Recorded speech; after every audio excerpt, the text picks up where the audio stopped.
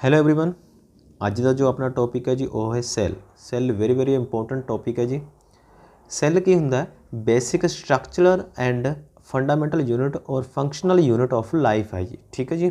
जिन्नियां भी चीज़ां अपने लिविंग थिंग्स बनी हुई ने वो सारियां किहदियां बनी हुई ने जी, वो सैल दी बनी हुई ने। Cell first observe by the Robert Hooke in 1665 ਦੇ ਵਿੱਚ डिस्कवर ਕੀਤਾ ਸੀ जी।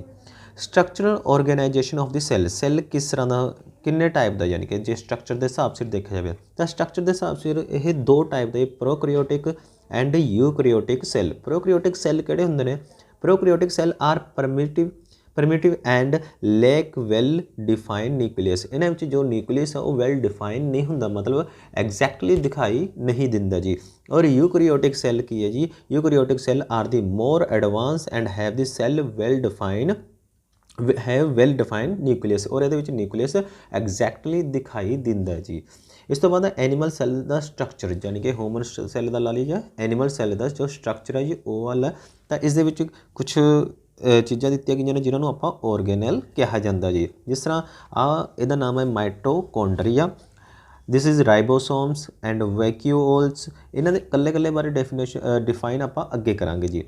अगे है cytoplasm, nucleus, cell membrane, lysosome, endoplasmic reticulum और गोल्गी एपरेटस। कुछ इंपोर्टेंट चीज़ां लिखियां ने जी मैंने।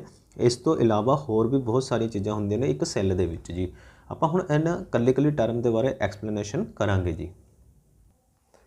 सैल मैंबरान की हुंदी है जी? सैल मैंबरान हुंदी है जी outer layer of the cell. सब तो बाहरली जिहड़ी लेयर हुंदी है that is called cell membrane. इहदा काम की है? इहदा काम है सिलैक्टिवली परमीएबल इन नेचर, यानी कि कुछ चीज़ां किहड़ियां चीज़ां एंटर होणगियां, किहड़ियां चीज़ां बाहर रहणगियां, यानी कि किहने एंट्री देनी है सैल दे विच, वो यही आउटर मोस्ट लेयर ही तय करदी है। Made up of the phospholipid bilayer membrane हुंदी है जी। ये बनी हुंदी है फास्फोलिपिड दी। और आउटर कवरिंग ऑफ सैल का आउटर कवर हुंदा जी। दूसरा है सैल वाल। सैल वाल जो है जी वो प्लांट्स सैल दे विच ही पाई जाती है, एनीमल्स सैल दे विच नहीं हुंदी। Cell walls present in plant cell made up of the cellulose की बनी हुंदी है। और तीसरा है कि give rigid structure to the plant cell नूं हार्डनैस दिंदी है जी, स्ट्रक्चर उहदा हार्ड बनाउंदी है जी। तो ये सी सैल वाल ते सैल मैंबरान। नैक्सट है सैल ऑर्गेनल की हुंदे ने जी। पहला है न्यूक्लियस इन सैल दे विच जिहड़ा न्यूक्लियस उहदे बारे थोड़ी गल करते हैं। तो nucleus is the processing unit of the cell, यानी कि सारा जो भी वर्क हुंदा है वो न्यूक्लियस के थ्रू ही ऑर्डर दिते जांदे, यानी कि प्रोसैसिंग यूनिट यही है। इस दे विच की हुंदा containing genetic material of the inheritance. अगे ਜਿਹੜੇ पीढ़ी दर पीढ़ी कुछ गुण ਜਿਹੜੇ ਚੱਲਦੇ ਰਹਿੰਦੇ ਨੇ, ਮੈਡਿਸ ਜਾਂ ਕਰੈਕਟਰਿਸਟਿਕ ਚੱਲਦੇ ਰਹਿੰਦੇ ਨੇ, ਉਹ ਨਿਊਕਲੀਅਸ ਹੀ ਤੈਅ ਕਰਦਾ ਜੀ। दूसरा है साइटोप्लाज्म की हुंदा है जी? लिक्विड दे विच न्यूक्लियस एटम दे विच, यानी कि सैल दे विच जिहड़ा लिक्विड पाया जाता that is called cytoplasm is the fluid inside the cell provide house different organelle of the cell दे जिहड़े डिफरेंट ऑर्गेनल्स दे उन्हां नूं हाउस प्रोवाइड करता जी। नैक्सट है थर्ड है जी एंडोप्लाज्मिक रेक्टिकुलम की हुंदे ने? Plays an integral role in the interpretation of the genetic information. जो भी जेनेटिक इन्फॉर्मेशन है जी उसकी एक्सप्लेनेशन करता and present in the nucleus, और न्यूक्लियस के लवे प्रेजेंट होंदा जी। ठीक है जी। नैक्सट है Golgi apparatus. It is the post office of the cell. इनू post office of the cell भी कहा जाता। They package and transport the proteins across the cytoplasm they which protein नूं बनाउंदा और ट्रांसपोर्ट करदा जी, पैकिंग करके उसकी ट्रांसपोर्ट करदा। नैक्सट है जी लाइसोसोम का वर्क की है जी? They are also called the suicide bag भी। इन्होंने सुसाइड बैग भी कहा है क्योंकि अपने आप ये खत्म हो जाते हैं ऑफ द सैल।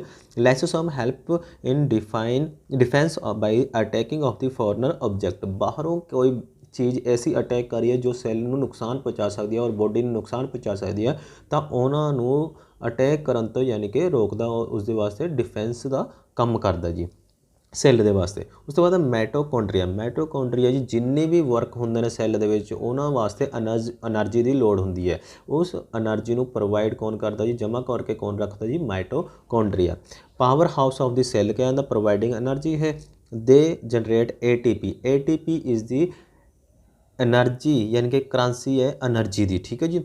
एंडीनोसिन ट्राईफॉस्फेट दी फुल फॉर्म है जी। It is energy currency of the cell. Next है जी प्लास्टाइड। प्लास्टाइड की होंगे ने जी, plastid are the present only plant cell. Plant cell दे विच होंगे ने, दे आर टू टाइप, दो तरह के होंगे ने। पहला है क्रोमोप्लास्ट। क्रोमोप्लास्ट की करता जी, are colouring plastid present in the leaves flowers and fruits दे विच होंगे, कलर प्रोवाइड करता जी।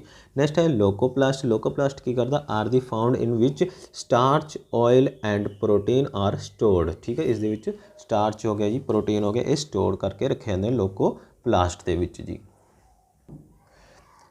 नैक्सट है जी वैक्यूल्स। वैक्यूल्स की, vacuoles are the storage sac for solid and liquid content. जो भी वेस्टेज होंगी है, लिक्विड हो चाहे सॉलिड हो, उसनों स्टोर करने का काम वैक्यूल्स करता है। Vacuoles are small in size in animals and cell and very large 50 to 90% volume in plant cell. Plant cell के 50 तो लेके 90% तक वॉल्यूम वैक्यूल्स ने ही कवर किया होंगे जी।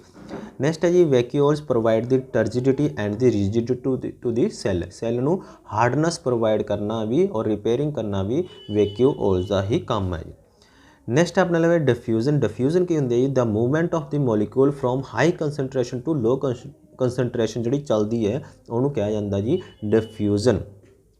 उस तो बाद एक ऑसमोसिस होंगे जी। ऑसमोसिस होंगे जी जो अपने ऑसमोसिस बारे थोड़ा पढ़ लें।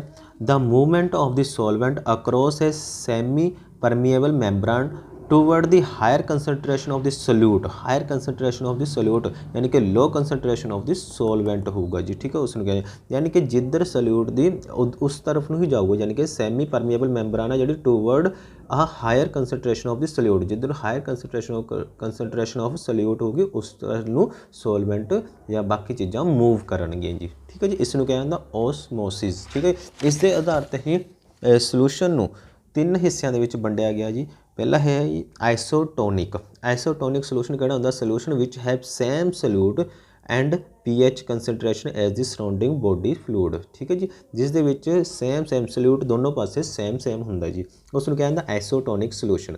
नैक्सट है जी hypotonic solution. Solution containing the lesser amount of solute concentration compressed to the, जिधर कंसनट्रेशन कट होगी सल्यूट की उधरों कंप्रैस्ड होगा टू दी सराउंडिंग फ्लूड, ठीक है। और फ्लूड बाहर कढ़ा जाऊगा। Thus excess input of the water into the cell. Cell के बहुत सारा वाटर जमा हो सकता जिसके स्वेलिंग भी आ जाती है। Hypertonic. Hypertonic in the solution containing the higher concentration of solute compressed to the surrounding fluid. जो सराउंडिंग फ्लूड है उन्होंने कंप्रैस्ड करूँगा and thus push water out of the cell, और सैल तो बाहर कढ़ूगा एंड श्रिंकिंग इट, और जो पतला हो जाऊगा, छोटा हो जाऊगा, ठीक है जी।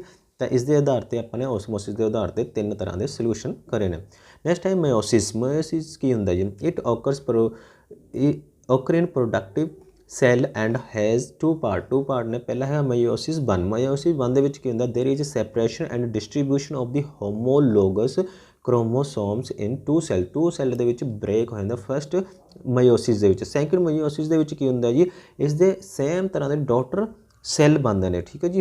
अगे ब्रेक हो जाते हैं दो दे विच और सेम तरह के होंगे ने। There is the meiosis two दे there is a separation of the duplicated और the sister chromatid into the two cells, ठीक है जी। इस दे विच अगे ब्रेक हो जाते जो कि डुप्लीकेट ही होंगे ने, इन्हां दी कॉपी ही होंगी है अगे। तो ये सी जी अपने सैल बारे इन्फॉर्मेशन। आई होप तुहानूं पसंद आया होगा। Thank you.